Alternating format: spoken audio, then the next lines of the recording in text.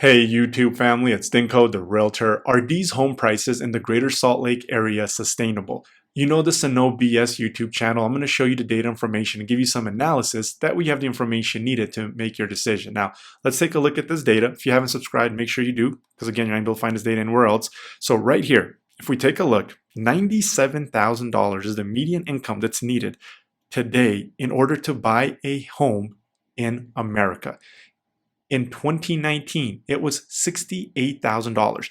And right here to the top left, it says the trusted mortgage resource since 1979. Now let's scroll through this. Look at these hundreds, right? If we take out California, San Diego, Los Angeles, San Francisco, and San Jose, we only have three places, Seattle, New York, and Boston, that are still a little outrageous. And then we have Washington, DC, Denver at 100,000, Portland at 94,000. And then everything else goes into the 80s and 70s. And here's Salt Lake, $78,000. That's pre-pandemic. Well, look at things right now. Look at all of these 100,000 incomes needed in order to afford a house in all these different metros. And look at all of these 90s. And where's Salt Lake? Well, there it is.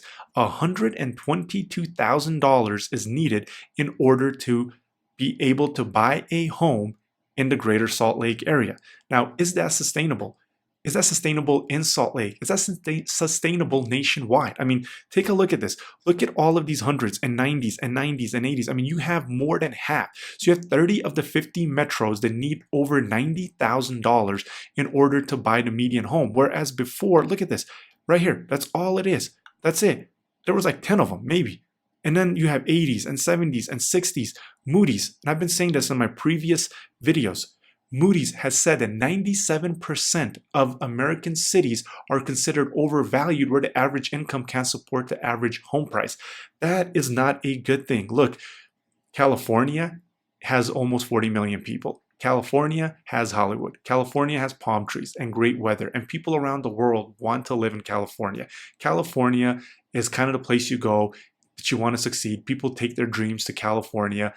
And that's why those prices are where they are. That's why it has the jobs that it has, is because it was the most desirable place to live. And now, maybe people will disagree with that, but California can actually support some of that. And they have the amount of people there, they have the jobs, they have the demand, they have the supply for the jobs to be able to actually afford those homes. Does 97% of America have those kind of jobs? The answer is no. Do we in Utah? Well, take a look at this right here. I want to show you all this right here. Where's it at? Let me pull it up just one second. So right here. Ever wonder why Utah doesn't have a single Fortune 500 company? Now, Utah does have a good economy. Don't get me wrong on that. So if we take a look at this, overall, Utah ranks #1 as the best overall economy in the US. But that's overall economy. They measure what is it? I think it says right here. Let's take a look here. So we ranked top 15 in 6 of the 8 categories. So there's 8 categories. There's infrastructure, there's entrepreneurship, there's all these other things that they put in there. So it's not, oh, the income, you can find a high paying job. We just rank towards the top in all the categories, but we're not going to be #1 probably in any of them. We don't have those high paying jobs. Look, Tesla, Oracle, Facebook, Apple, they actually went to Austin. They did not come to Salt Lake City. We do not have these big giant tech companies coming here. Now we do have the remote work, and I'm going to get to that. That did, fuel a lot of this growth in a lot of these places. But overheating an economy, something I've been talking about, why should you care about overheating an economy? The problem is with overheating an economy, it tends to result in a harmful downturn. So if all of America seems that it is overheated, where you have, Baltimore has like $90,000 needed in order to buy a home, and it was like $60,000 prior to the pandemic. That is an enormous increase. Salt Lake went from 78 to 122,000. Do we have those jobs to support that? Now, we do have a pretty good economy. The infrastructure is there for the growth. It's not like Austin, Texas, where people are, lined up 5 hours when they have this huge event in the city and they can't get into the airport. And so we definitely have the infrastructure to support the growth much better than a lot of these other growing cities in America. We do have a good workforce. People here actually, want to work. The culture here for entrepreneurship is probably unmatched from a lot of different states in America. It's a culture here. People are pretty much taught to go ahead, be an entrepreneur. They're supported. There's a lot of stuff. There's tech startup companies. Utah is one of the highest states with tech startup companies. So entrepreneurship is big here, and that's something that they rank as well. Now, if we do see a downturn, having the most tech startup companies is actually not a good thing because they say majority of them are, not profitable yet. So how are they going to survive in a downturn? Now, so that's we kind of got to look at all of these different things and what's kind of going on. Now, this is the big one. Study. Utah has the 5th highest percentage of remote workers among the states. So we have some of the highest amount of remote workers. Well, that goes in line with all of the people that were coming here from New York, California, especially California, and Boston, these places that had these lockdowns. Now, prior to the pandemic in 2019, there was this article, and California selected Salt Lake City as the 10th, or not Salt Lake City, but Utah as the 10th most desirable state to move to from California. So Californians picked 9 other states to move to before they picked Utah.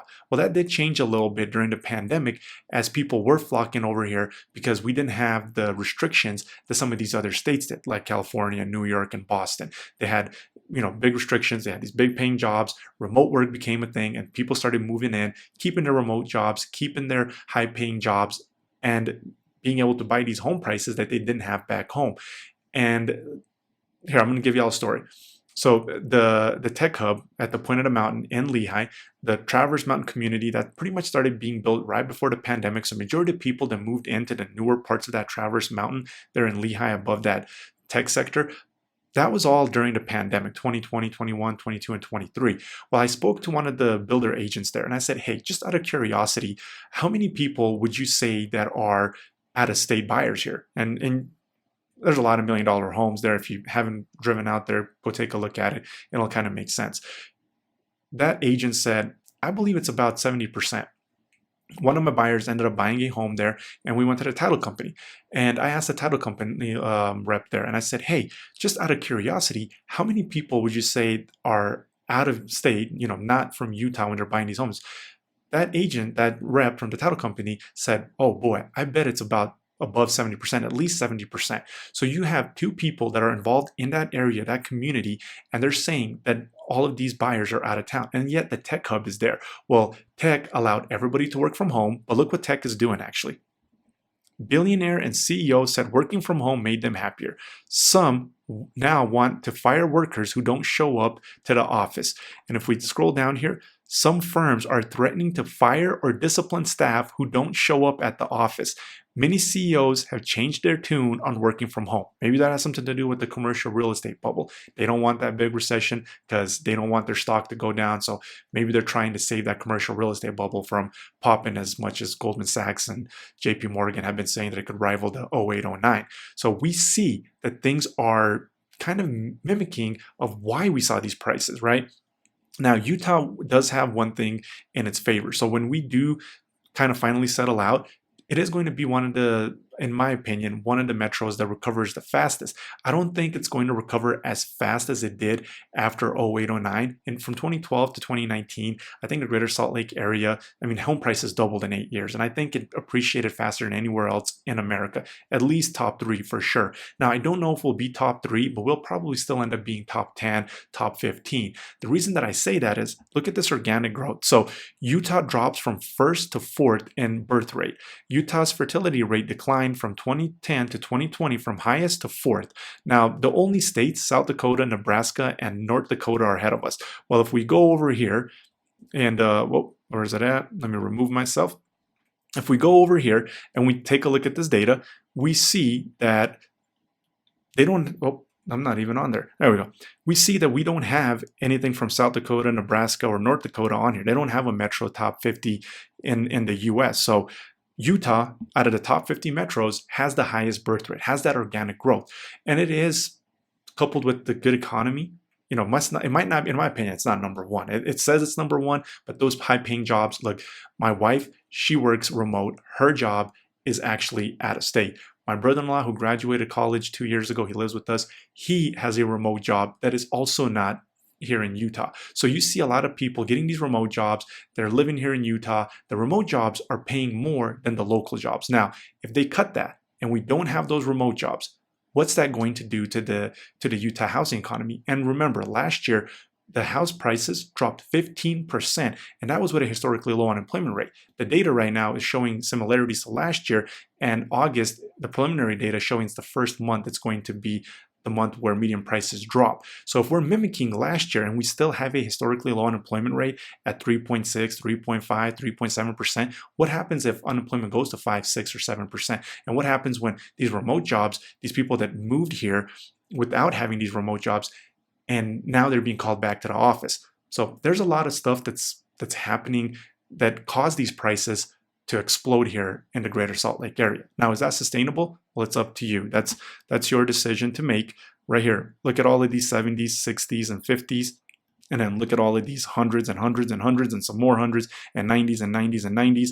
And Moody says that 97% of US cities are overvalued. So you be the judge of that. The data's there, the information is there. Gave you some analysis. Remember, Dinko the Realtor has your back anywhere in Utah.